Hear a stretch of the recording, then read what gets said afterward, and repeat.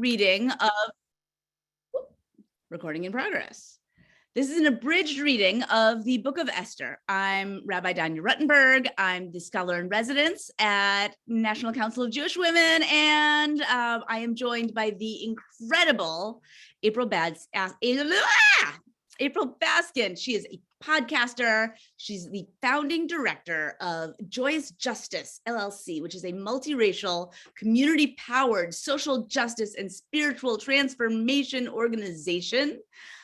We'll be taking turns reading and offering feminist context and commentary. And now I'm going to pass it off to Sheila Katz, our incredible CEO, to continue on with a little more introduction.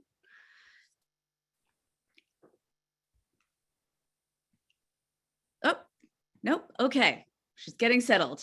Our Sheila Katz, our CEO, is coming from the White House. So we want to take the theme of the woman coming from, no big deal, King, right? She has been at a party at the House of the King celebrating International Women's Day. I'm here. I was like thematic. Anyway, Purim starts tomorrow night. And we just thought this would be a great time to get a head start on the proceedings. Sheila, I'm so happy to be here, and I'm so happy to be here with April and Rabbi Danya and so many of my friends here. I feel a little frazzled. I blame President Biden. He was late for the event. And so I got a bit delayed, but I send regards from the White House. Tell me, so Danya, what am I doing? What do you need? We're just getting started. You know what? I will introduce us and get us housekeeping, and then why don't we just get started? Perfect. But it's really wonderful to be here and feels fitting. I'll just say this. Today is Equal Pay Day, which is not a celebration. It's like a reminder of the patriarchy yet to be smashed. Because today is the day where I make equal money to men, but not women of color. And so we're still catching up from the year. And so it just feels fitting that today is like a day that reminds us both of how far we've come and how far we have to go, and points out both the privilege that people who are white, who are women, have in this country, and how much harder it is for people of color. And so I just feel like it's meant to be that we are celebrating Purim on this particular day today. Amen. This is a time to remember how much has happened and how much work there is still to do. And this is a time to give some honor, some kavod to the people who have shaped our understanding of feminism and our understanding of Purim, right? And since some of us, since we were children, and for some of us, this is our first experience of Purim. So in the chat box, feel free to share somebody that you feel like you want to honor as a feminist hero or heroine, or a Jewish feminist mentor, mentee. Feel free to name them. And a few housekeeping notes. Closed captioning, you can click the CC on the bottom of the Zoom screen pointing. We are muted to prevent background noise, but as you know, there's a tradition to boo when we say the name Haman. Boo! Because he's the villain. You want to blot out his name forever. So shake your grogger, your pasta box, your keys, and we will have some strategic people unmuted so that we can feel that Greek chorus of booing at that time. Please make copious use of the chat function. We want to hear people's voices, and that's a really great way to be using it, as well as the emoji reaction buttons at the bottom of the screen. We have a drinking game. Every time you hear the word queen, please take a sip of your beverage, whether it is a cocktail or a mocktail or something else. We'll be recording the event and sending it on to everybody who registered. And you can adjust the size of the slides on your screen by adjusting the speaker video, by clicking on the vertical bar between the two, between the speakers and the screen and the slides, so you can adjust what's happening. And a trigger warning.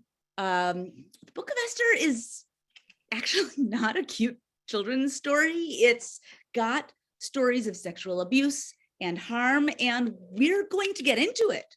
We're going to tell the truth. So please take care of yourself and be here with us if that's correct, and take care of yourself if that's correct. And with no further ado, to hand it over to the fantastic April Baskin. So good to be here with all of you. I'm going to go in and out of different accents and do all kinds of silly things. Purim Sameach. It happened in the days of Ahasuerus, that king who reigned over 127 provinces from India to Ethiopia. Back in the day, King Ash, for short, occupied the royal throne in the fortress of Shushan. In the 3rd year of his reign, he gave a banquet for all the VIPs, the administrations of Persia, Media, and all of them. Sheila? Well, I'm just going to comment here because in many ways, it's the same timeline as me. I am not yet at 3 years with National Council of Jewish Women, and I like to say that I'm still new. I don't know how long I get to say that, but he's still a newish king. You know, he needs advisors to guide him, and he hasn't yet honed all of the leadership skills that you might think sometimes when you picture somebody in a role like this. So I think it's important for this story for us to hold right now that this is somebody who's newish, and it might be why he allows some of the people in the early parts of the story to sway him and make some of the decisions for him. So I just think that that's an important part to point out. Wonderful. So as we continue on with the story, for no fewer than 180 days, this dude flaunted the vast riches and splendid glory of his kingdom. Yeah, insecure, inexperienced ruler who has to compulsively show off his wealth. That doesn't like trigger any trauma from me personally at all. Yeah. Mm-hmm. Okay, so at the end of this period, the king gave a banquet for 7 days in the court of the king's palace garden for all of the people who lived in Shushan, high and low alike. Royal wine was served in abundance, as befits a king, in golden beakers of varied design. And the rule for the drinking was no restrictions, for the king had given orders for every palace steward to comply with each person's wishes, or man's, for being real. Yeah. This is, I'm going to interject here too. I feel like this is one of the most critical moments in thinking about some of what's happening and what the context is for the story, because it literally is no restrictions. And so when we think about a no restriction drinking culture, we know that a no restriction drinking culture can lead to an abuse of power. And it also means that most people are going to brush that off, since that's part of the culture and what people would say is part of the fun. And then we know that that means that people with less power can be taken advantage of. It's not so far off, in my sense, having worked on the college campus for so long, of what we see around drinking culture with fraternities. And it becomes normative, which is problematic. And so I will say, as I have my Madam Kamala Harris whiskey here, that there is a fun element of drinking, I'd say, on Purim. We're supposed to get so drunk that we can't tell the difference between good and evil. And in some ways, I think that's actually a real opportunity for us to let the masks down that we often wear, and to encourage people to reveal parts of us that sometimes we hide away.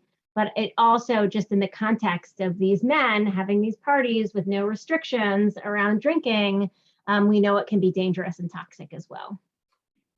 True that. In addition, Queen, pull up your drinks, Queen Vashti, I would also like to identify right now that I am officially a member of #TeamV. So if anybody else in the building is, feel free to put that in the chat. I feel like she doesn't get enough due.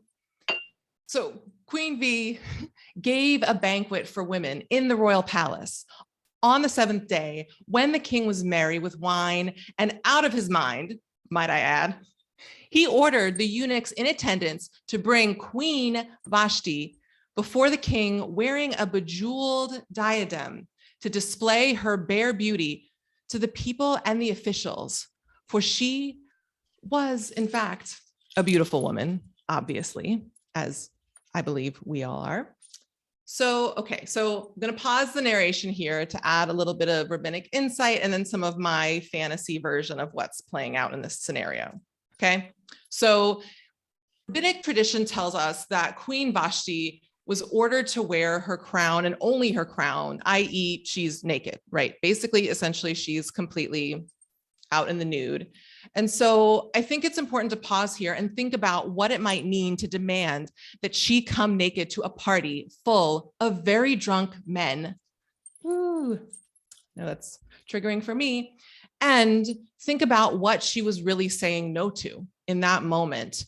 Think about how much she was probably very well aware of the risks that she was taking on.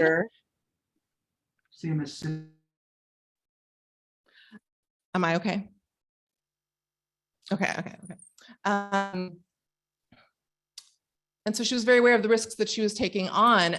And perhaps we might need to take some time to stop and consider and wonder what Queen Vashti had experienced in her marriage up to that point, in terms of this moment, her to take this course of action to risk her life potentially in this way.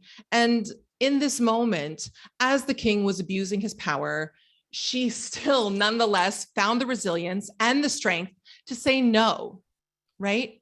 This is her silence breaker moment, the moment that she stood up for her own body and her rights and her desires and needs.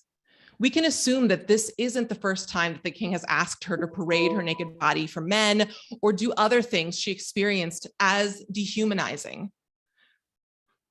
And it makes me wonder, could it be that since in this time she was surrounded by other women, she was able to find her voice, right? Mm-hmm. So on a lighter note, here's what I think in terms of if I'm channeling potentially her inner Doja Cat and also her funkadelic freedom fighter, also maybe just some like Southern Blackness, we'll see how it comes out, is I imagine Queen Vashti's narrative going something like this, like, I ain't trying to. I'm a queen, I'm a boss. And all women in the space in this banquet are like, yeah, she's a queen and a boss and she's trying to like boss, right? So she's like building up this courage as she's like delivering this to the GNC folks and the gender nonconforming and trans folks, /eunuchs, who now are going to be relaying this back to the king, right? And she's like, in her mind, so while I do in fact have a divine and delicious body, as all my human siblings do, your cheap thrills will never be more important than my spiritual and physical sovereignty.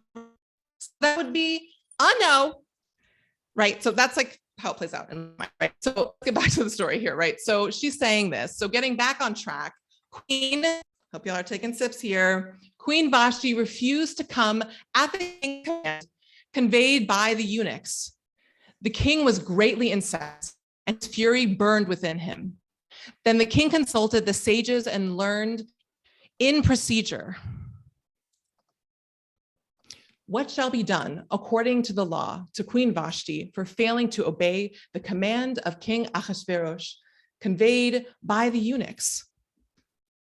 Thereupon a sage declared, Queen V has committed an offense, not only against your majesty, but also against all of the officials and against all the people in all the provinces of King Ash.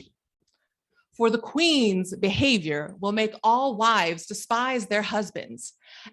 Right? Can we just pop for real? Anyway, okay, so back on track.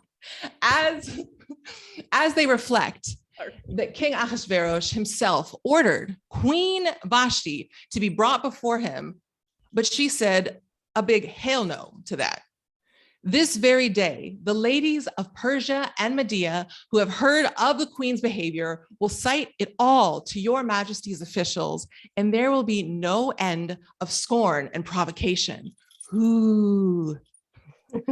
Well, I'll jump in here because I think your reaction to that part, the queen's behavior will make all wives despise their husbands, feels really critical, because this wasn't just to punish Queen Vashti. This was specifically meant to send a message to all women to put them on notice. And I think we see this often, right? That that people try to get made examples out of. And it's a good reminder that, you know, we're fighting for us, but we're fighting for all women at times. And we're fighting for all people. When we make things better for one of us, we make them better for more people. And I'll just say, it does say she engaged in provocation, and you know, it says a few other things. So it's like power to Vashti, Queen Vashti. In some of these moments, it sounds like it wasn't all a bad time.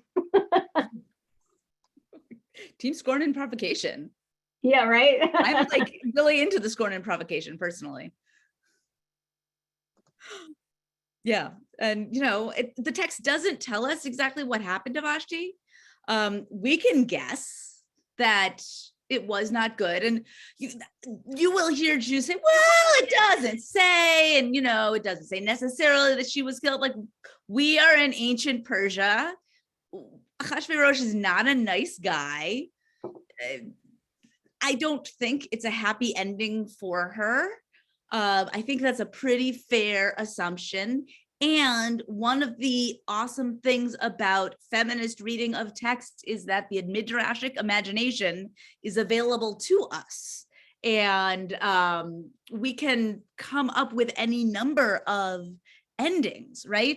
We can, while understanding realistically that women in that time and place, when you stand up to patriarchy, it's a dead end, right? And so she pushed, she said no to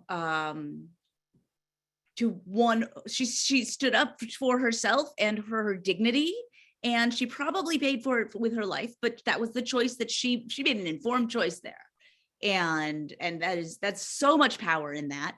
And we can say that Esther and Vashti maybe ran away together. Like maybe Vashti managed to get out and find some safe place to live and go be with her cousins. And then eventually Esther and Vashti ran off and started a ska band. My 6-year-old tell Esther and Vashti stories sometimes. And it's like Esther and Vashti are, you know, in a roller derby league now, and Esther and Vashti are spies, and you know, in a spy ring, and we've Esther and Vashti stories. And there's this novel, the Book of V, that actually has an interlinking set of stories, and one of them has the question of what happened to Vashti. And feminist midrash says that we can be agents as we engage with the text, and that we can be co-creators in the story. Chapter 2. Also, Danya, I can't help but think I'm a huge musical fan. A lot of people know this about me. I don't know if Samantha Weil, my colleague, is on here or not. She is too. But if you haven't seen the musical 6 on Broadway, I highly recommend it. It's about all the wives of King Henry VIII. And I will say, and they're kind of like competing for who has the worst story, but it's done in a very feminist way. It's like Spice Girls meets Hamilton. But there's this one woman who appeared and was supposed to be the wife, and then he didn't like how she looked, so he like banished her to her own space, and she basically is like, this is amazing, like I'm in my own castle, I got all my stuff going on, who cares that I was rejected? And so I just had this like moment of like picturing in this alternate reality universe, we get to picture Vashti having a happy life. I like to picture her like running her own thing, having autonomy on her own body, and being able to drink and eat whatever she wants, whenever she wants it. So, oh good, Elise is going 2 weeks from Thursday. I think you're gonna enjoy it. Okay, Sheila Katz, chapter 2. Great, so I'm gonna read this stuff and other people are gonna comment. Okay. And I will just say, as a non-rabbi, I might say some of these words and names wrong, and that's okay. I'm just like everyone else here. Okay, sometime afterwards, chapter 2, when the anger of King Ahasuerus subsided, he thought of Vashti and what she had done and what had been decreed against her. The king's servants who attended him said, "Let beautiful young virgins be sought out for your majesty." And it continues. "Let your majesty appoint officers in every province of your realm to assemble all the beautiful young virgins at the fortress Shushan in the harem, and let them be provided with their cosmetics.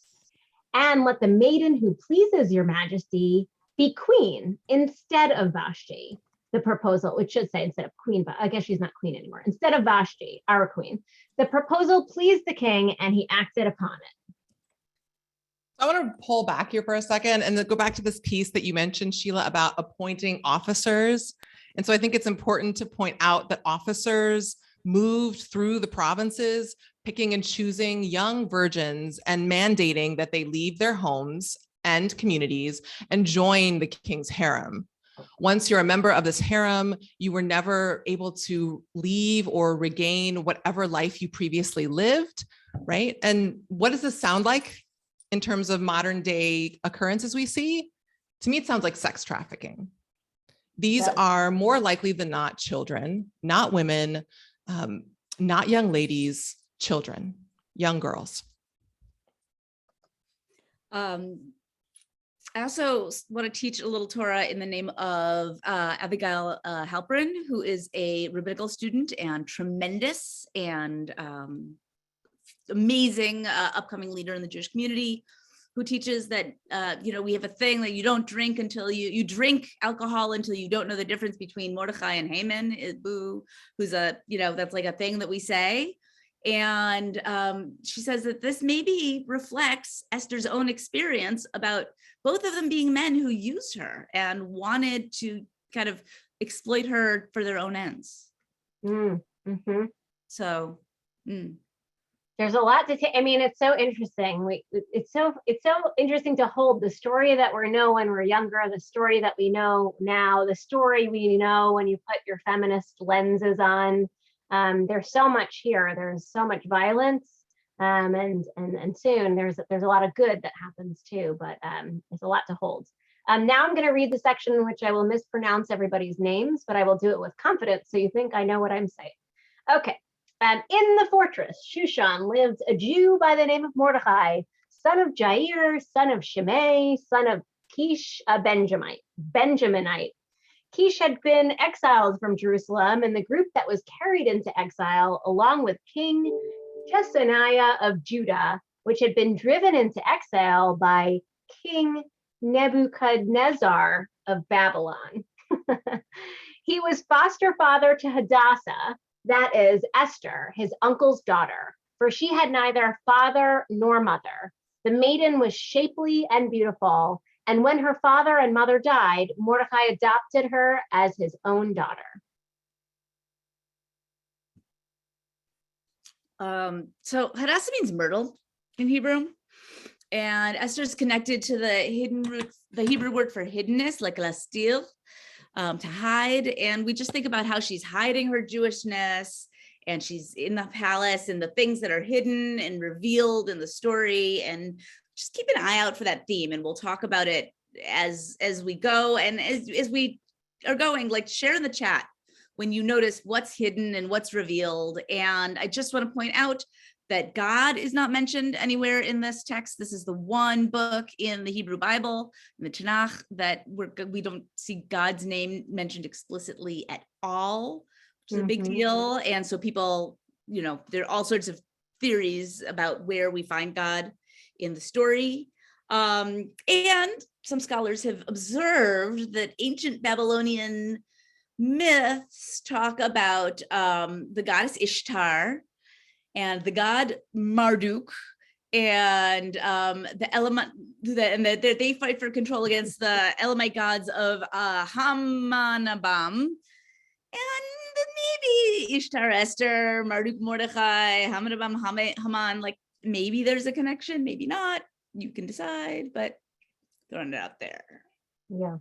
I'm really appreciating the chat right now and the commentary going on from everybody here, which is wonderful. Keep it coming. And I think, there's a lot to be said about how obvious it is to us about how problematic this is, and holding that this was the norm in the time period.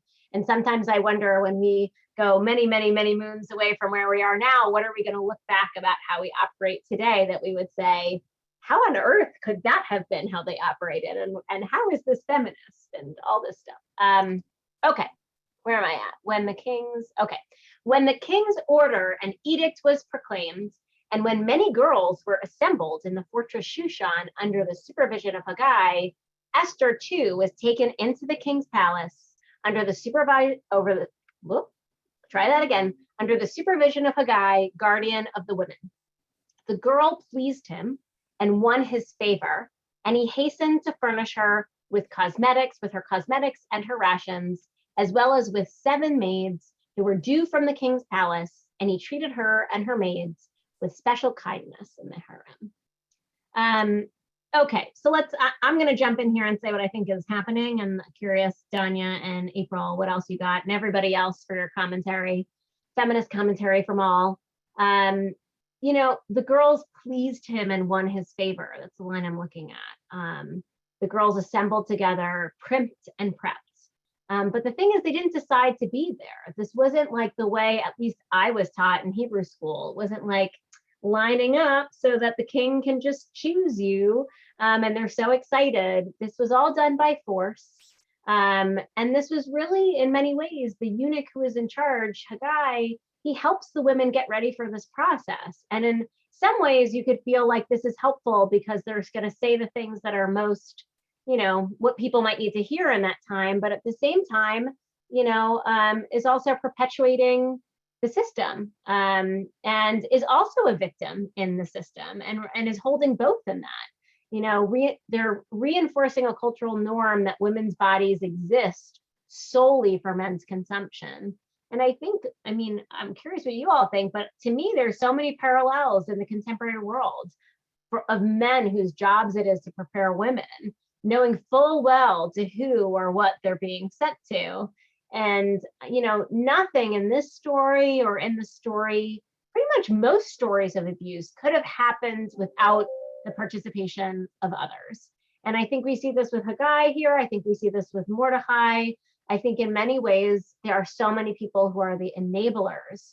And it's and today is a day for us to celebrate Queen Vashti and Queen Esther, but it's also a day to not just look at the Hamans out there, but to look at the people who, you know, aren't always labeled the villain, but, you know, created the environment that allowed it to happen. And, you know, without going into too much detail, and you know, as somebody who's experienced harassment in the workplace and somebody who's lived through a lot of this, just like pretty much every other living, breathing woman and or non-binary person and or trans person out there, the reality is it's easier sometimes to be mad at the person who you thought had your back. Like the abuser is the abuser that you're angry with no matter what and needs to be held accountable. But the person who's like, let me get you ready for your, you know, donor meeting so you can have a great time with said person, you know, random example using, or let me get you ready for X experience with this person who's truly horrible that I'm going to put you in front of. You know, those people are guilty too, even if in this case, they're also victims of the system. I think actually I'm continuing reading, unless April and or Danya, you want to jump in. Oh, we're just, yeah. Yeah. I just wanted Okay, to know earlier. I know you're going to have a response to this. So let me say this. Great. This is important, right? As we think about what's hidden and what's not and the whole significance here. Esther did not reveal her people or her kindred, for Mordecai had told her not to reveal it. What do you think, Danya? You know, one thing that we sort of blew through a detail, but they noted above that Mordecai is actually the descendant. They said explicitly that Mordecai is a few descendants down, from generations down from the Jews who were part of the exile when the Babylonians came through, destroyed the first temple, and kicked a bunch of Jews into Babylonian captivity. So this is like, you know, when we think about the role of trauma in this and intergenerational trauma, like it's not here. Right? So, things that are hidden, and how that might be playing out, and how Mordecai may be acting out trauma all over Esther, and how, you know, and what Esther was raised with, and what she's holding, and how that is all woven throughout the story in very silent ways. It's also something to look at. Yeah. And I wonder for others, you know, for me, it's in some ways it's more obvious because of racial differences, but I think I'm certainly not alone in this, in that increasingly over time, as I've been engaged in my own counter-oppressive healing journey and explicitly working to look at the personal hurts in my life and my family and how that's manifested in my behavior and looking to change that.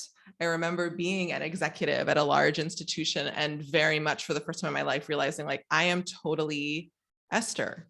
I'm totally Esther. I was told to hide parts of the fullness of my identity in order to be safe enough to get to this place. And I'm in an active process right now of reconciling, of continuing to reconcile that, both in its simpler ways and the deeper ways of what does it mean for me to fully embrace being a tribe member of a Cherokee tribe and a Cherokee nation and all the spirituality and things that go along with that, and being at a point in my career where it feels like my positionality in the community is no longer in jeopardy, that I have some cost to pay, but that I don't need to worry. And I think just to add on to what you said, like your setup here, Sheila, and everything you said, Danya, is the piece where the themes around assimilation and safety and being in an iterative ongoing dialogue of assessing danger in a moment, because at times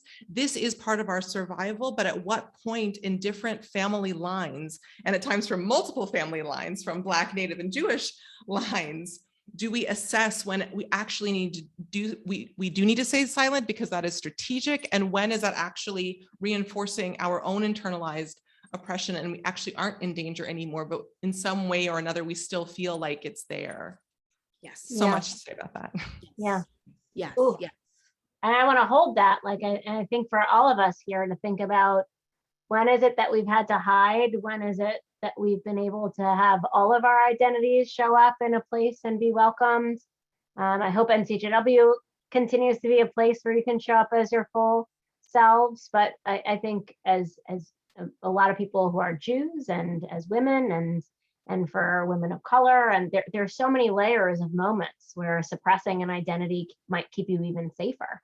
And so yeah, who says it? Zach and Eris, so much trauma is paralyzing. It's a lot to hold.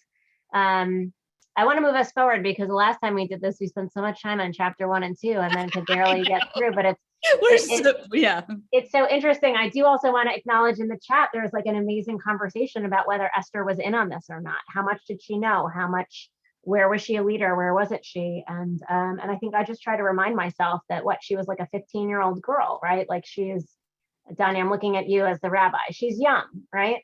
She's young. She's virgin. Yeah, no, she was probably like not far past puberty. And so these questions about her consent are significant questions. Yeah. Yeah. And we're in charge here, so we get to interpret this as we'd like. And for too long, people who don't look like us have been interpreting this story, so we're going to take it the way we want to tonight. So, okay, going back to this, basically we have the part Mordecai's walking and he's learning how Esther is faring and what happened to her. This is actually really important because, you know, it took several months for each of these girls, and let's call them girls because it's actually a problem if we don't, to meet the requirements to be prepped for the king. And when it was their turn to go to the king, they would leave, spend the night with the king, to me, be assaulted because there was no consent in this and they're underage in my contemporary understanding of this. They would leave him in the morning and they would not go back to the king unless he summoned her by name. So this is just deeply problematic on so many levels. And we don't often talk about these moments. We don't even see this explained in super detail here, but I wanted to share it here because when you understand that these girls are being held, that they're being sent to the king this way, that they're waiting, and I don't know if we're getting to this after, but like what happens to the girls not chosen whose virginity was taken by the king in an assault? Like it's not like they're not like they're getting married to somebody else. They are being shunned from the community. So, you know, in many ways, Esther is going to have the best of the bad circumstances here, but it's still not that good when you think about what it means to put these girls forward.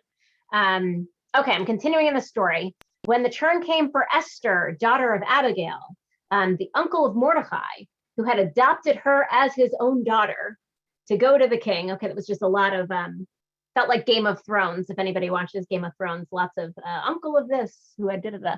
Okay, she did not ask for anything but what Haggai, the king's eunuch, guardian of the women, advised. So she listens to him. Yet Esther won the admiration of all who saw her. Let's keep going. Keep going. The king loved Esther more than all the other women / girls, and she won his grace and favor more than all the virgins. So he set a royal diadem, I don't even know how to say that, that's okay, on her head, crown on her head, and made her queen instead of Vashti. Queen, drink. Queen. And this seems like a Me Too moment here now for all these young girls who were mandated to visit the king's private chambers. So let's name that, right? To get quote unquote tested in bed and ultimately rejected and left to spend the lifetime in the harem, as Sheila just noted, or perhaps be banished. We don't actually fully know. And I think there's both value in envisioning something beautiful and also, especially in the service of our consciousness around what happens in sex trafficking today, to also consider the more unpleasant end to that story, right? On a little bit of a lighter note, it's a little bit like The Bachelor and only getting one rose, which, has never really done it for me personally. I mean, the season finale is taking place right now, but is it? So we see what's more important to y'all, right? Right. And so this doesn't say anything about how the girl feels about this man, right? She could not have given consent. So, but I'm already saying what's been said. So let's please keep going. Okay. So let's just decide that if it doesn't work out for any of the other girls, that it's like still really good for their brand. The influencers of Purim. Yeah. So funny. Okay, so the king gave a great banquet for all his officials and courtiers, the banquet of Esther. He proclaimed a remission of taxes for the provinces and disrupted gifts as befits a king. And when the virgins were assembled a second time, Mordecai sat in the palace gate. But Esther did not reveal her kindred or her people, as Mordecai had instructed her. For Esther obeyed Mordecai's bidding, as she had done when she was under his tutelage. At that time, when Mordecai was sitting in the palace gate, Bigthan and Teresh, two of the king's eunuchs who guarded the threshold, became angry and plotted to do away with King Ahasuerus. Mordecai learned of it and told it to Queen Esther, and Esther, Queen Esther, reported it to the king in Mordecai's name. Great. For whatever reason, we talk about Queen Esther, and we talk about the king, we talk about King Ahasuerus, but when we talk about the queen, we don't talk about Queen Esther, right? We talk about Esther. We talk about Esther, and I just want us to interrogate that. We talk about Hillary. We don't talk about Secretary of State or Secretary Clinton. Dr. Biden. Dr. Jill Biden. We talk about Kamala, not Vice President Harris, right? And these patterns continue. And speaking as a rabbi, I can tell you that definitely in the rabbinate, this is a very, very gendered pattern still. So, yes, queen, right. Okay. Yep, I'll keep going. And I'm just acknowledging P. West, they were not born eunuchs, correct. And I think it's partially why we're saying they're victims as well. Okay, where am I? The matter was investigated and found to be so, and the two were impaled on sticks. This was recorded in the book and at the instance of the king. And so lots going on here. That concludes chapter 2. I am turning it to Rabbi Danya to read chapter 3, and everybody should take at least one sip of whatever beverage they should be having right now. Drink. Sometime, skip a slide, sometime afterward, King Ahasuerus promoted Haman, son of Hammedatha the Agagi. He advanced him and seated him higher than any of his fellow officials. All the king's courtiers in the palace gate knelt and bowed low to Haman. For such was the king's order concerning him, but Mordecai would not kneel or bow low. The king's courtiers were in the palace gate, said to Mordecai, "Why do you disobey the king's orders?" When they spoke to him day after day, they would not listen to him. They told Haman, Boo. in order to see whether Mordecai's resolve would prevail, for he had explained to him that he was a Jew. This not bow thing from Mordecai really pissed Haman off. He was so obsessed with Mordecai's refusal that he decided that I'm drinking so much that it just like went everywhere. Sorry. In case anybody saw that on video. Happy Purim. Happy Purim. Right, so he was so obsessed with Mordecai's refusal to bow, he decided that he just didn't want to go after him, right? That he wanted to take down anyone who was remotely like him, right? He wanted to kill all of the Jews. And I don't think it's actually random from my perspective. Like, I don't think it's actually even just that. I think it's like, I don't like this dude, and I've already fought against these people. So even though I have beef with this dude, I'm actually going to take out this entire beef with this entire people, right? And so he cast a lot on the mouths until it fell on what is for the Jews the month of Adar. Come on. I have a delayed response to that. Yeah. We'll get it together. Get it together, people. There is a certain people scattered and dispersed among the other peoples in the provinces of your realm, whose laws are different from those of any other people, and who do not obey the king's laws. And not in your majesty's interest to tolerate them. If it pleases your majesty, let an edict be drawn for their destruction, and I will pay 10,000 talents of silver to deposit in the royal treasury. Thereupon, the king removed his signet ring from his hand and gave it to Haman. Ew. Some of Hammedatha the Agagi, four of the Jews. And the king said, "Money and the people are yours to do as you see fit." Yep. The money and the people are yours to do with as you see fit. You know, we've seen this a ruler with an advisor who's genocidal, a ruler who is willing to abuse his power and cause profound acts of harm if it makes him more rich or makes him better.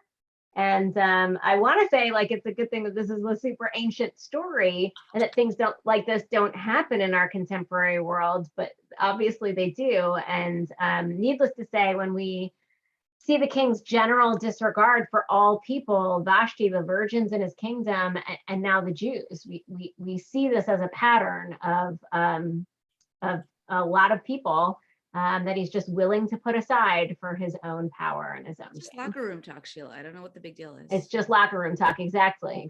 Locker room banter, I think they call it. Oh, yeah. Right. Okay. Yalla, chapter 4.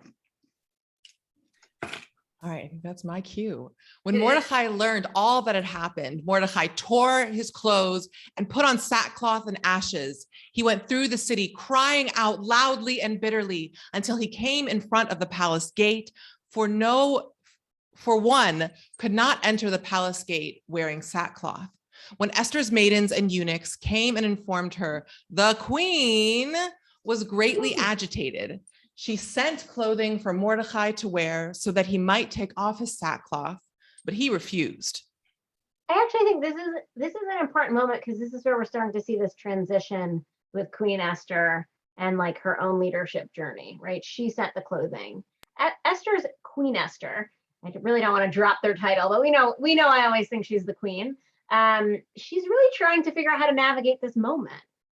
She's got a person she's connected with, but she hasn't revealed that to the king. She isn't like, she hasn't revealed that she's Jewish yet. She wants to keep him hidden in that way around her identity, and she wants to put on normal clothes and keep hiding in many ways. So it's really, this is a first moment of tension. We see her in hiding her identity. And I think there's actually something we've learned from some rabbinic interpretation around this part, where rabbis don't actually identify her as like queenly, is like how they would put it. It's like a queen yet at this moment, because she hasn't yet risen into her leadership. Despite if a man had this title, we'd be referring to him as king the whole time. And so while she does have a lot to learn, for sure, I actually think this is like the transition to where we're going to see Esther from the victim to Esther, in many ways the organizer. Yeah, and I think it's interesting because Esther sent one of the eunuchs to go see what was going on with Mordecai, and Mordecai tells her through his servant about the destruction of the Jews from Haman's decree, and even gives the written proclamation to the eunuch to give to Esther as proof. And the eunuch then goes back, all these details, right? And the eunuch goes back to Esther with this news, and it really puts Esther in a complicated situation, right? So she told the eunuch to take back to Mordecai the following reply. Quote, all the king's courtiers and the people of the king's provinces know that if any person, man or woman, enters the king's presence in the inner court without having been summoned, we're going to get, we want to keep, there we go, great. There is but one law for them, that they may be put to death. Only if the king extends the golden scepter to them may they live. Now, I have not been summoned to visit the king for the last 30 days. We can keep this up. I'm just going to chime in, like when you put this into context, like only if the golden scepter is there. This is the moment in the story where we're beginning to understand the king's relationship to women. If Queen Vashti wasn't enough, right? In particular to his queens, right? So even his queens, his wife, like they have to go through this process for the golden scepter or whatever else.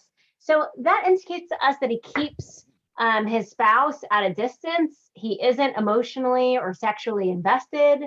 And he's indicated that he will kill anyone, including his queen, right? Threatening with violence, who enters his chambers unannounced. And that's important context as we think about what these relationships are and they are not. Yeah. And so the story continues. When Mordecai was told what Esther had said, Mordecai had his message delivered to Esther, quote, do not imagine that you, of all the Jews, will escape with your life by being in the king's palace. On the contrary, if you keep silent in this crisis, relief and deliverance will come to the Jews from another quarter, while you and your father's house will perish. And who knows, perhaps you have attained to royal position for just such a crisis. Yes, let's leave this slide up. I'm going to repeat it, April. It's too good, right? And who knows, perhaps you have attained to royal position for just such a crisis. So like, this is the moment. This is the moment where we're talking about what it means for people who have privilege to use their privilege when other people's lives are on the line, right? And we have to think about this a lot, especially as an organization that has a lot of people with privilege in it. What does it mean? What is our role? What do we have to do when we know we can speak out? When we're invited to have a seat at a table and we notice that there are people who aren't there, what are we doing to pull up those chairs? How do we use our privilege, even if it means putting ourselves at risk, and even when it's not for those who are like us? And so, I'll just share a quick thing I've been thinking about a lot lately, and then I wonder, Danya and April, if you have thoughts on this. I'll just say I've never been arrested, including in protest. I've almost accidentally been arrested when protesting Kavanaugh. And for a long time, I said that I didn't feel like I should be arrested because it was triggering for me, having come from some financial challenges in the past, in my childhood. And it felt like something only people with privilege could do. And I was like, is that making a mockery of the system? What does it mean if people who are going to jail, who usually don't look like me, are navigating such a complex system? And I found it to be like kind of performative, people just getting arrested. And then recently, as I've been engaging in this with a lot of other social justice leaders, like, no, this is actually what it looks like to use your privilege to gain attention, to make things better. And like, you are allowed to do something like that, to make a statement in order to move a system, because it's going to get attention if someone like you gets arrested versus somebody else. And so that's just my new example. So like, stay tuned for the first moment I get arrested at some point in time. But I think understanding and owning the privilege for those of us that have it, and thinking about how do you use it to gain attention, how do you use it for good, and how do you use it to make things better, I think is really, really important. And I think this was a moment where I didn't quite understand my privilege in this particular time. So yes, have we been put here for just such a crisis? And what does that look like for each of us? Exactly. Like, I mean, and this is, it's not theoretical, right? Abortion, access is being under attack right now. Trans kids and all trans lives are under attack right now. Racial justice is like, Black lives are not any safer now than they were a year and a half ago, 2 years ago, 5 years ago, just because the media is not focusing on racial justice as an issue, right? The policing has not been magically fixed, right? Nothing has been magically fixed. Economic injustice has not been magically fixed. Refugees are in danger. There are so many fires that need to be put out, and we are the people that need to be stepping up, right? We are, perhaps we are in this moment for the crisis that is now. And I mean, voter suppression, right? The list goes on and on and on. And the time is now. So what does Esther say? I wonder. There's so many things I want to say, but I'll keep the show running. Word up to what both of you just said. Yes. And like, insert virtual additional commentary here. Okay. So then Esther sent this back to Mordecai, quote, go assemble all the Jews actually, who live in Shushan, and fast on my behalf. Do not eat or drink for 3 days, night or day. I and my maidens will observe the same fast. Then I shall go to the king, though it is contrary to the law, and if I am to perish, I shall perish. So Mordecai went about the city and did just as Esther had commanded him. Right, so before I continue on with the storytelling, I want to lift up here, assemble and fast on her behalf, right? And I think that this is an important mindful leadership moment here that's worth focusing some light and attention on, right? She took some time to prepare, which is actually one of the themes that I would have, that was a part of that little virtual additional commentary that I was going to mention to Sheila, that I think in terms of direct action, I absolutely love the questions and I'm happy where you landed, Sheila. And what I would say is, as we continue to do cross-cultural and interracial direct action, those same questions can be really important.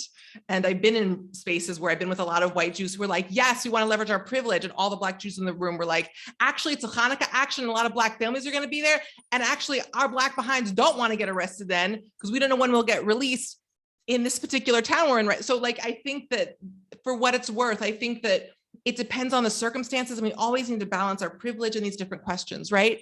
But back to this theme of preparation, right? So she's taking time to mindfully prepare, and she's getting organized. She's organizing herself and her people and acknowledging in this moment, right? So she's going as a very young, as an elder girl, as a young woman, as a teenager, she's starting to understand this concept of peoplehood, right? And collaboration and collective liberation in acknowledging that she is a part of her people and beginning to ready herself and her people as she prepares to organize upward with the king.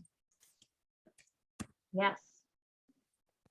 I think I think it's chapter 5 time. I'm going to start doing some reading. We're like, more than halfway through.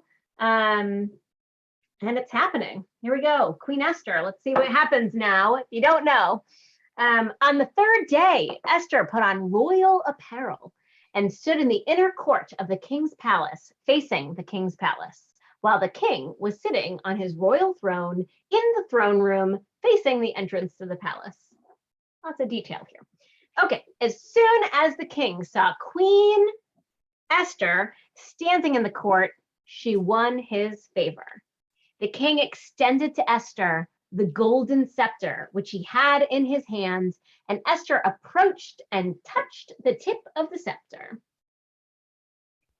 So we see, I mean, the text is making sure that we see it, like Queen Esther, she's in her royal robes, she's advocating on behalf of her people, right? This is like the transition in her leadership right here. I'm loving the chat. Pivotal turning point. Okay, here we go. This is the dialogue that takes place now. What troubles you, Queen Esther? The king asked her. And what is your request? Even to half the kingdom, it shall be granted to you. And she says, if it pleases your majesty, Queen Esther replied, let your majesty and Haman, thank you, come today to the feast that I have prepared for him. The king commanded, tell Haman to hurry and do Esther's bidding. So the king and Haman came to the feast that Esther had prepared. And at the wine feast, a wine feast sounds lovely, by the way. At the wine feast, the king asked Esther, what is your wish? It shall be granted to you. And what is your request? Even to half the kingdom, it should be fulfilled. My wish, replied Queen Esther, my request. If your majesty will do me the favor, if it pleases your majesty to grant my wish and accede to my request, let your majesty and Haman come to the feast which I will prepare for them, and tomorrow I will do your majesty's bidding. Right.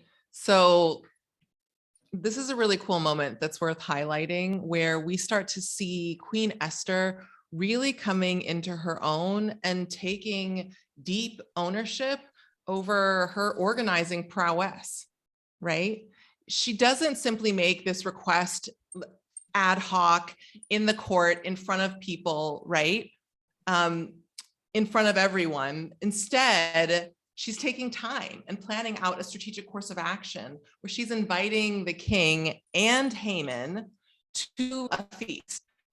Full well, the King Ash loves him some feasts, right? So she's noticing here, where am I gonna, like, this person, my captor / husband, who is in the seat of power, right? Where is he going to be best? What is most strategic here, right? I think y'all are getting my point, right? And so when the king asks what she wants at the feast, she doesn't tell him, right? So more strategy, right? She's starting to notice, like, how do I share and when is the right timing here, which can make all the difference, right? And instead, she invites them both to a second feast, right?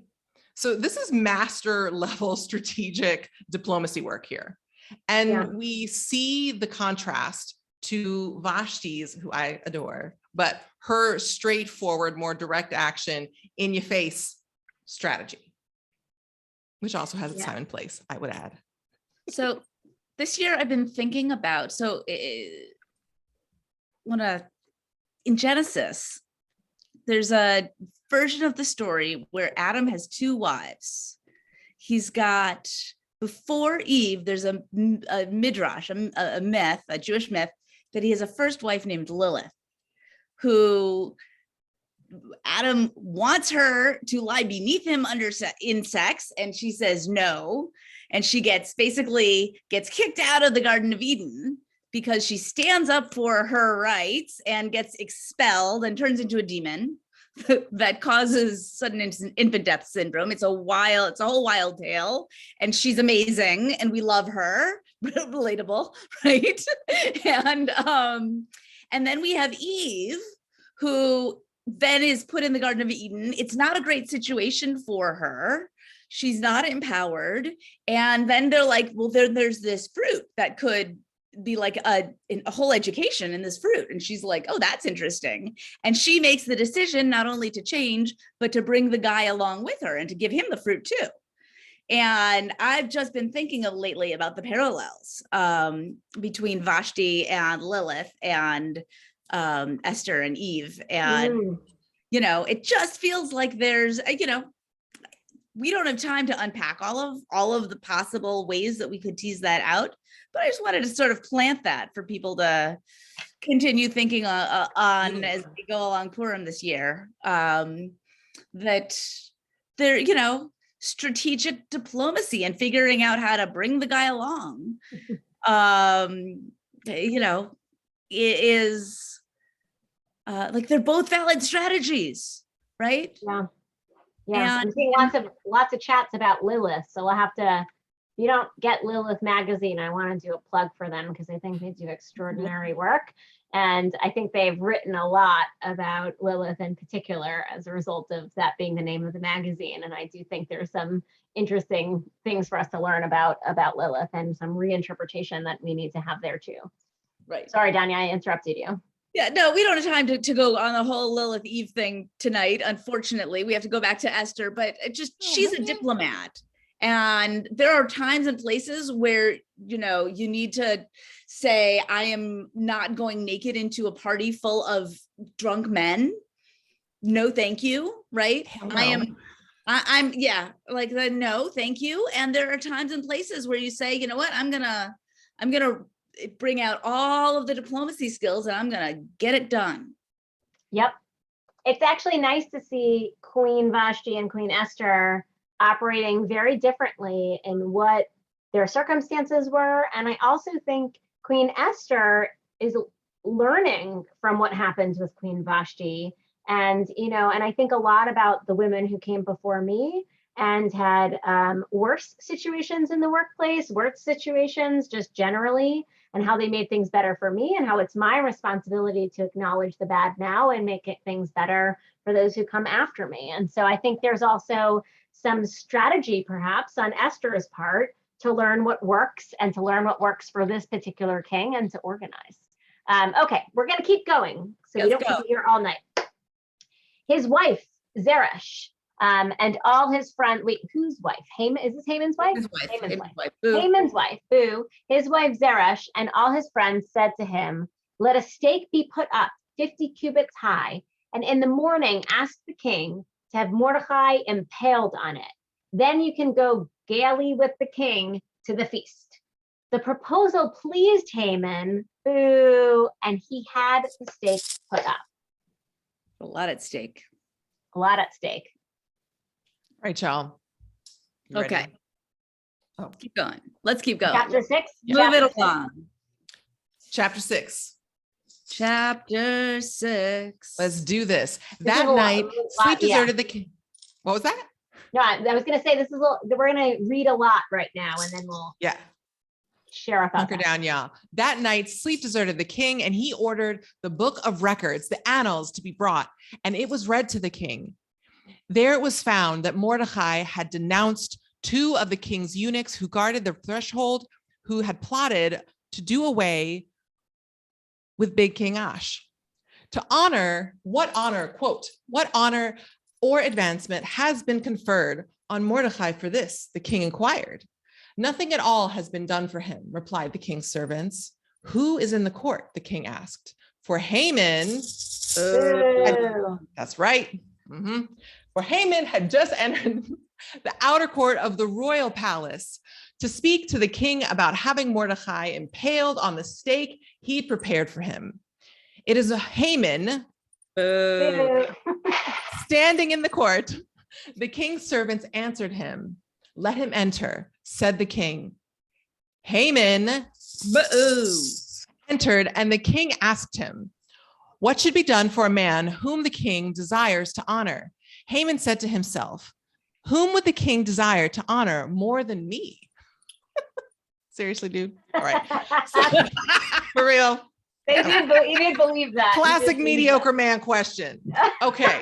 So anyway, so Haman said to the king, for the man whom the king desires to honor, let royal garb, which the king has worn, be brought, and a horse on which the king has ridden, and whose head a royal diadem has been set. And let the attire and the horse be put in charge of one of the king's noble courtiers. I hope I'm saying that correctly. And let the man, hold on. Trying to decide, how am I hamming this up? Am I just being like a mediocre white dude, but in like Persian version? I don't know. So anyway, and let the man whom the king desires to honor be attired and paraded on the horse through the city square, while they proclaim before him, this is what is done for the man whom the king desires to honor. Quick then, said the king to Haman, Ew. grab the garb and the horse and as you have said, and do this to Mordecai. Say what? The Jew? Mordecai the Jew?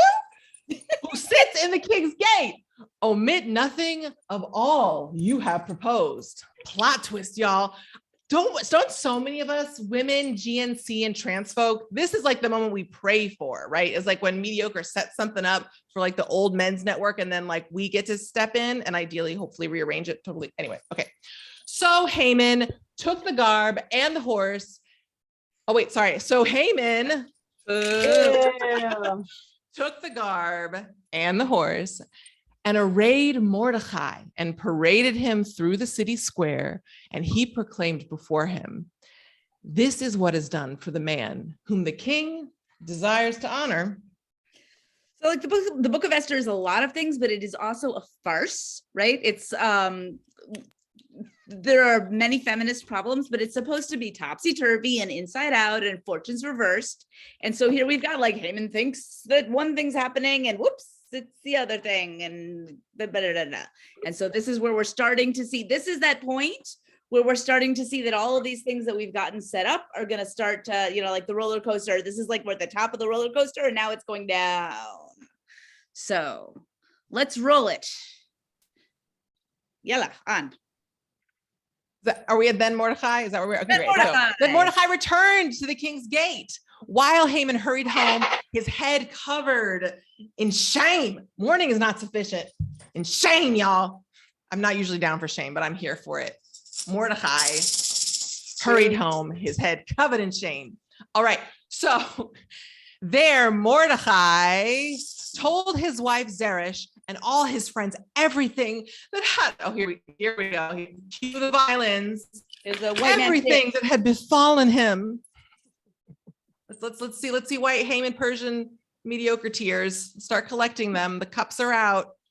Collect them. And his wife Zeresh said to him, if Mordecai, before whom you have begun to fall, is of Jewish stock, you will not overcome him.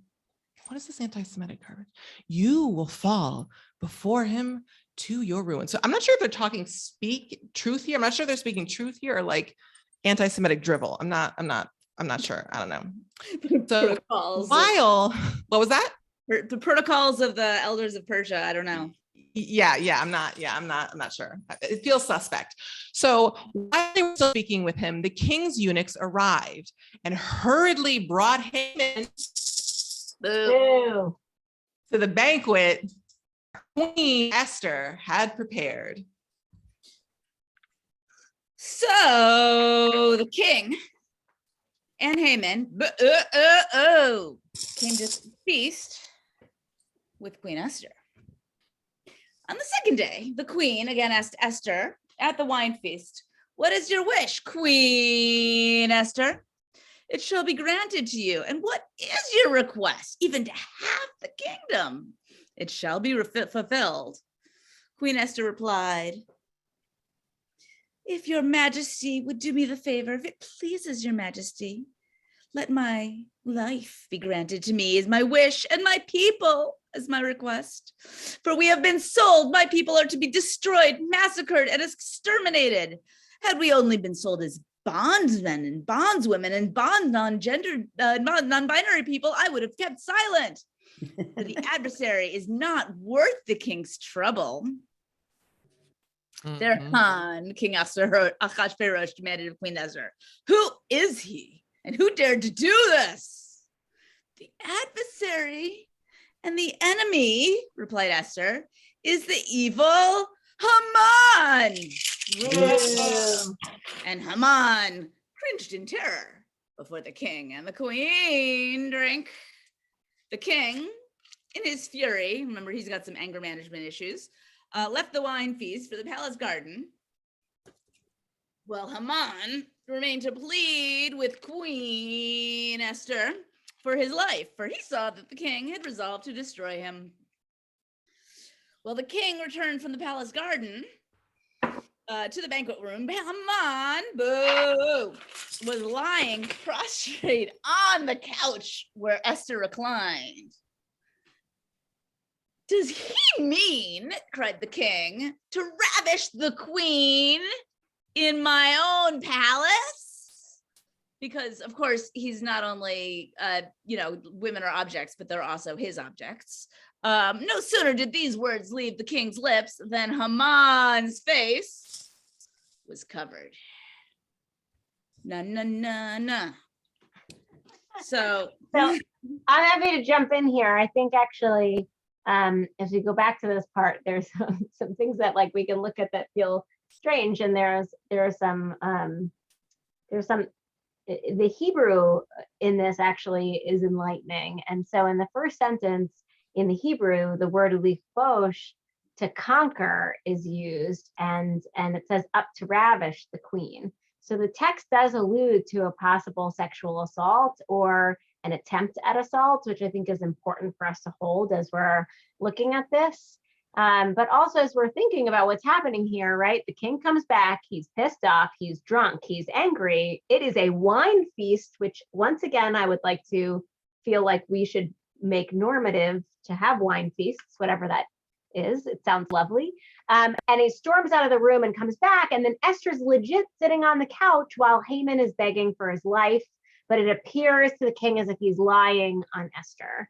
And so, this is not a king that wants, whether he considers Esther property or not, his property with anybody else. And so, she's sitting on the couch. He's kneeling in front of her with his hands on each knee, literally pulling on her clothes, begging. And it does seem like he's taking her clothes off, at least to the king. And I think there's some question about what's actually taking place here. And Haman understands at this point that she has power. And the king still only sees her as a sexual object. She does not see him as somebody who's organizing him. And that's why this is actually quite significant, because she's able to do what she needs to do. Hopefully this was not actually an assault, but she's able to actually leverage this thing I don't like to talk about, the perception of sexuality that she has against the king.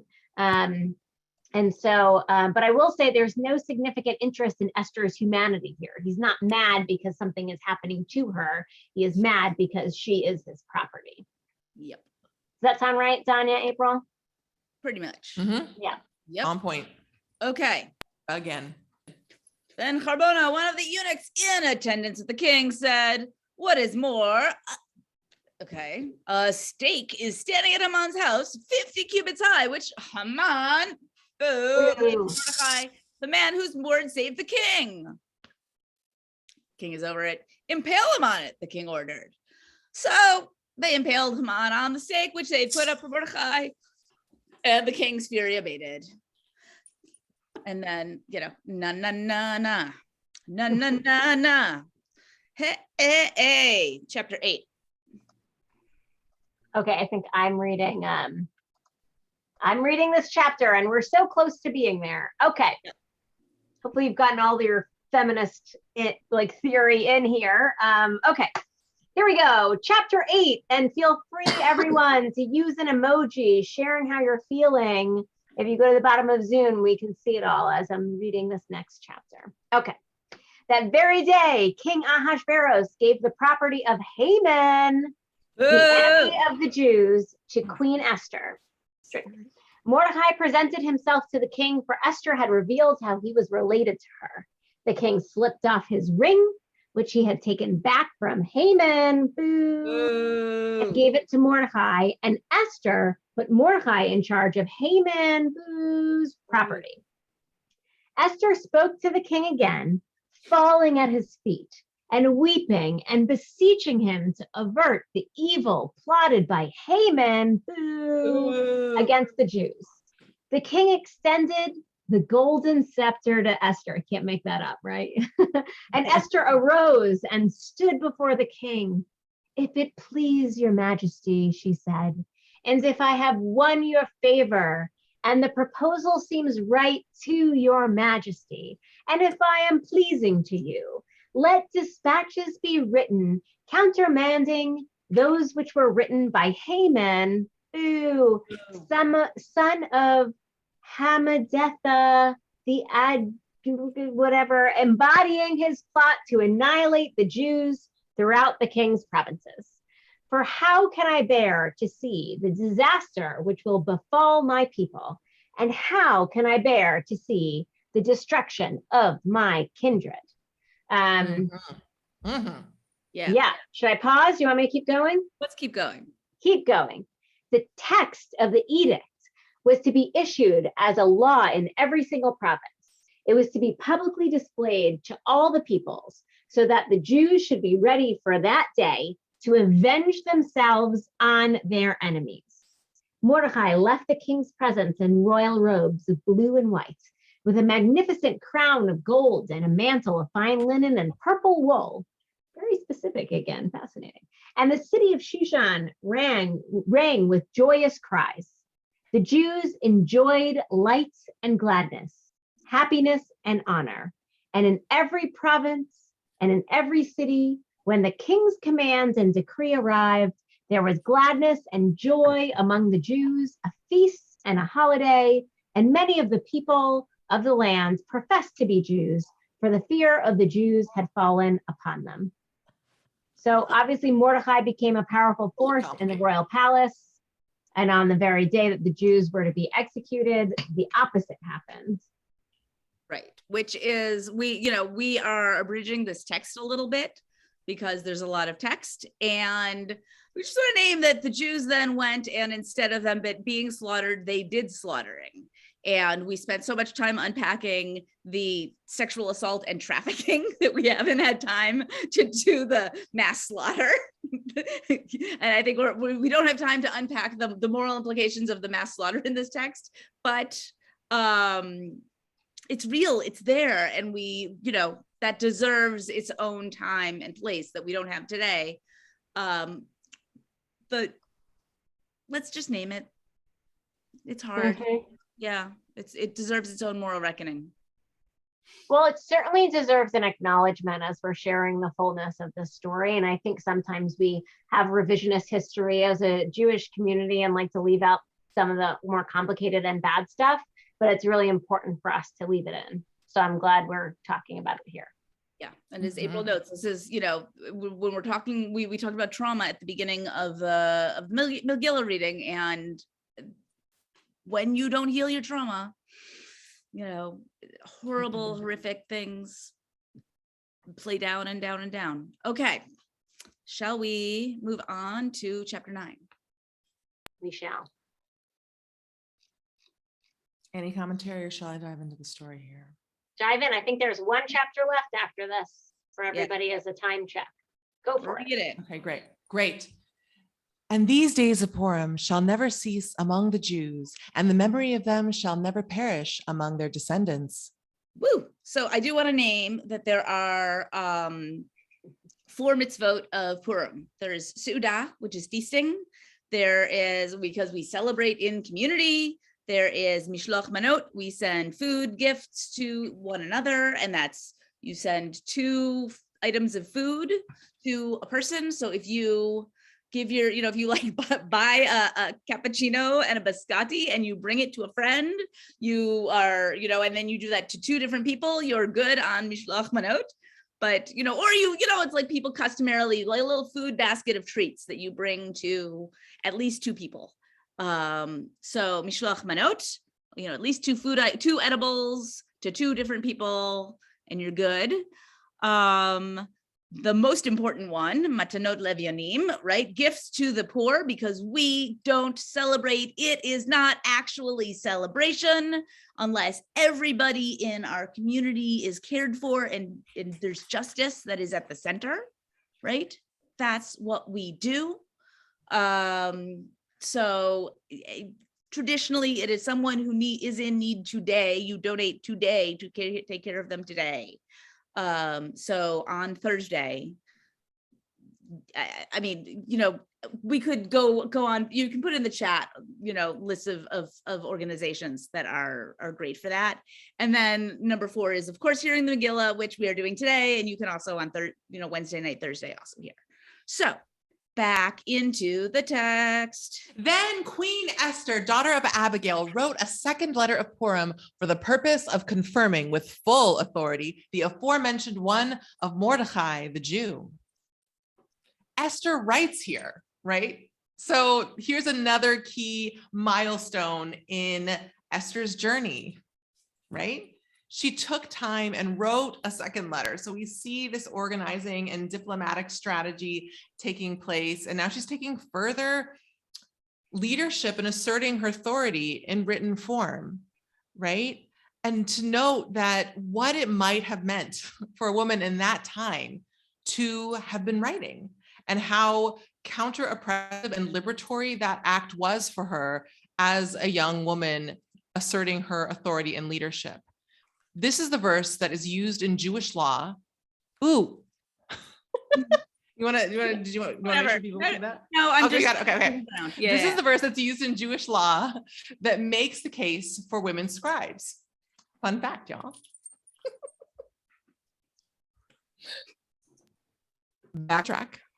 Dispatches were sent to all the Jews in the 127 provinces of the realm of Achashverosh, with an ordinance of, quote, equity and honesty.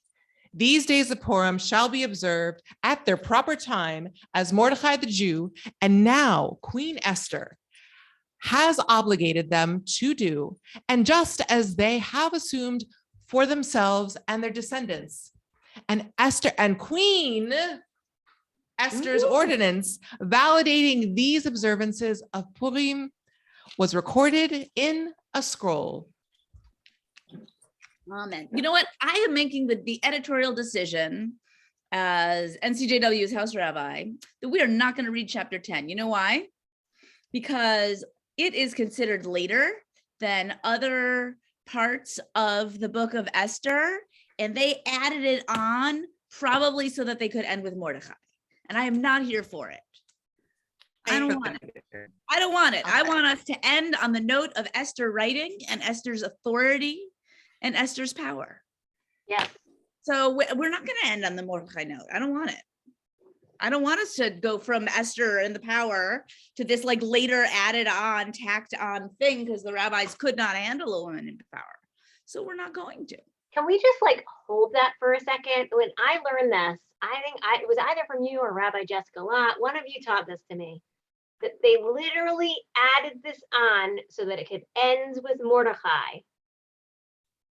And that's how it has been taught forever and ever and ever. That's right. We're not going to read it. I think even when you go, for anyone going to synagogue tomorrow, the fact that like we say it to get like there's a celebration of Mordechai, that somehow he has become the hero on the hero's journey. Let me just say something. Mordechai is no hero. And the fact that we continue to look at him like he's the hero when A, his body wasn't on the line, when B, he put Esther, a girl, into the situation from the first place, it is absolutely ridiculous and needs to be unlearned from our brains everything that has been taught to us. So I say, like, amen. We end with Queen Esther being the queen she is, having moved from a victim to an advocate, having organized the Jewish people, having saved the Jewish people. And let's not give the amazing credit of being the hero to the person who did the least amount of work. Amen. Amen. L'chaim. Her Torah. Yes. This is April, That's phenomenal. I was going to say if there are any closing words, and then I'll close us out and share what's next. I am going to, as Sheila is closing us out, I'm going to put a link to a new, there's a woman named Yael Kanarak who is slowly translating the whole Torah into the feminine. She's Israeli, she's doing it in Hebrew, and then it's slowly getting translated into English. And she has done a version, she's calling it the Scroll of Mordechai, where she basically is gender flipping the entire Torah. And it is fascinating and powerful. And I have to say, I have a traditional bent, so I didn't think I was gonna be as into it as I am, but it's really interesting. And particularly the Book of Esther, it's so interesting. So I'm gonna put a link to that so y'all can check it out. And Sheila, close us out. Wait, I wanted to accept your invitation to just briefly squeeze in to say, I want to second everything. Oh, that's great. That's fine. Sheila, I loved what you said. And I would love to also just add that how important it is for us to your point, to take full ownership of these narratives and to edit them accordingly. And I would also love to add in just a little piece of Torah that I think is really interesting and key around, that was mentioned earlier, that I'd love to highlight of active Torah in our day-to-day lives, is this relationship with Vashti and Esther, and any area in our lives we are members of a targeted identity where we are positioned to be pitted against each other. I often think about this in the context of Jewish leaders of color. Women are familiar with this. This is true for Jews, that we continually strive to recreate a new story where we are publicly or privately touching base and supporting each other rather than acting as individual actors. So I would squeeze that in before turning it back over to you, Sheila. Please. And we're so happy. Thank you, April, and thank you, Danya. And thank you, feminists of NCJW, for coming together tonight. As we wrap up, a few things. One is, I always have this paper cutout of Vashti behind me. I was given this as a gift from the Schusterman Foundation and the Safety, Respect, Equity Network. And I love that she's behind me always. And I remind myself of her strength. And I remind myself that it took us a long time to reinterpret what she did as brave. And so I hold her like every single day behind me. And now, you can't really tell, but this is Vashti behind me every single day when so many of you are on Zooms with me all the time. And I think often the one thing I'll say about this story, we talked about Vashti and Esther. We talked about Mordecai. We talked about Haman. We talked about the king, that we don't expect much from. But one of the things that I think as we interpret this in today's world is, what would it have been like if Vashti, Queen Vashti or Queen Esther had somebody like anyone on this call, right? Like if Queen Esther had an April Baskin near her saying, you know what, this isn't right and this isn't normal and I've got your back. If Queen Vashti had a Rabbi Danya saying, it is not okay for you to be asked to be dancing naked in front of the king and all of his friends as they are drunk and groping you, etc. And so I think one of the powers that we have today being in this community is reminding each other of what's normal and what's not. Because sometimes when you're in the culture, you can't see beyond it. And what we are trying to do is to say that everyone deserves to be able to be free and safe. Their bodies, they should be able to have bodily autonomy for themselves, and they should be able to not just exist in this world, but thrive. And I think the only way we're able to do that is by all of us checking each other and saying, actually, it ain't right that today is equal pay day and women make less than men. And it ain't right that white women make more than Black women. And we have to continue to come together and point out what is wrong and be a support of each other as we go on our quests to break the glass ceiling and make things better for the people after us. So I think this story would be better if more of these people on the call were in it, supporting one another. And I think there's tremendous power when women come together and lift each other up. So with that, I want to say happy Purim, l'chaim. Thank you for being a part of this community. And as many of you go into synagogues or wherever else tomorrow to celebrate Purim there, I hope you'll take this commentary with you as one lens in which we can read and learn from this story, and to another excellent year of us getting in good trouble together. I hope we will see you all at Washington Institute, May 15th through 17th in Washington, D.C., which will culminate in the Jewish Rally for Abortion Justice, where yet again, we are going to be speaking out about our bodily autonomy and following those most impacted. And with that, I say, l'chaim, happy Purim, and good night. And thank you, Rabbi Danya, and thank you, April. Thank you. Chag Sameach. Happy Purim. Chag Sameach. Purim Sameach, everybody. For those like slowly getting off, feel free to put in the chat anything you're thinking of or reading of, and we'll just, I think, close out. Yeah, and we'll let April go to sleep since it is, I don't even know what time it is in Senegal. 1 a.m. Wow. Big, go to special, sleep extra because I've had special two thank you to April for not only bringing the fire and the wisdom, but also the energy at this hour and staying Green up. tea. Mhm. The entire Everything's time. better with April there. That's how I feel. I know. That's how I feel about both of you. Oh my gosh. Yes, loving all the chat. Where can we watch this again? I don't know. Are we gonna? We'll send it out to everybody. Don't worry. Do not worry. We'll get it to you. Yep. And come again next year. We've decided this will be an annual thing of us. The night, Erev Purim is for the feminists. So, Every day is for the feminists, but Erev Purim is when we'll get gather. yay.